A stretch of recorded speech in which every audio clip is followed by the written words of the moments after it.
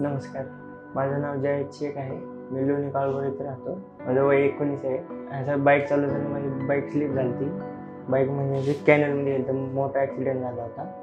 माझ्या पायाची इथे गुडघ्याची खालीची नळी असते ती पूर्ण फ्रॅक्चर झाली, ती तुटली होती. मग गावाकडच्या हॉस्पिटलमध्ये घेऊन गेलो तर तिथं काय ऑपरेशन होत नाही म्हणलेले.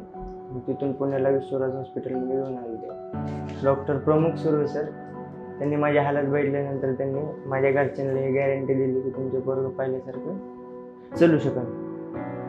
मग त्यांनी ऑपरेशन केलं. ऑपरेशन करताना मग त्यांनी रॉड बी बसवला आणि कमरेची एक एक्स्ट्रा हाडूक असते ती काढून ते बसवली. 4-5 महिन्यामध्ये चालता यायला लागलं हळूहळू. ट्रीटमेंट ही चांगली देतात हॉस्पिटलमध्ये.